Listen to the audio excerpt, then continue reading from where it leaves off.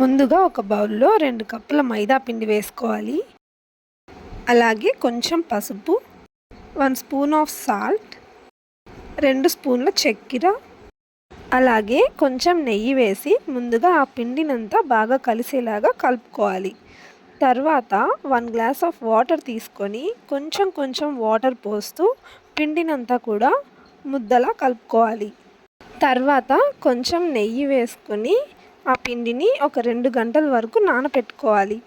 తర్వాత ఒక గిన్నెలో 1.5 కప్పు శనగపప్పు వేసుకొని దాంట్లో 3 కప్పుల నీళ్లు పోసుకొని ఒక 2 గంటల పాటు నానపెట్టుకొని 4 విజిల్స్ వచ్చే వరకు ఉడకపెట్టుకోవాలి. ఇప్పుడు ఉడకబెట్టుకున్న శనగపప్పు అలాగే తగినంత బెల్లం వేసుకొని మిక్సీ పట్టుకొని ఇలా మెత్తగా పేస్ట్ చేసుకోవాలి.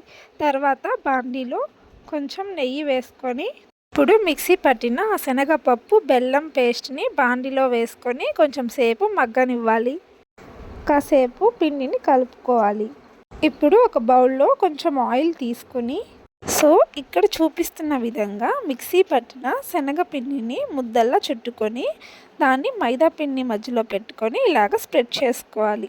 అలాగే 2 కవర్స్ తీసుకొని ఆ ఆయిల్ని కొంచెం కొంచెం ఆ కవర్కి అప్లై చేస్తూ తర్వాత నానపెట్టుకున్న మైదా పిండిని చిన్న చిన్న ఉండలుగా తీసుకొని దాన్ని ఇలాగ కవర్ మీద ఆయిల్ పూస్తూ ఇలాగ చపాతీలాగా ఒత్తుకోవాలి. ఇక్కడ చూపిస్తున్న విధంగా పిండిని పల్చగా స్ప్రెడ్ చేసుకోవాలి. అప్పుడు బొబ్బట్లు సాఫ్ట్గా వస్తాయి.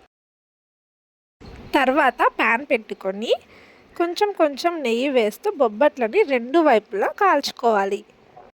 అంతే, ఎంతో సాఫ్ట్గా ఉండే బొబ్బట్లు రెడీ. నా వీడియో కనుక మీకు నచ్చినట్లయితే లైక్ చేయండి, షేర్ చేయండి, సబ్స్క్రైబ్ చేయండి.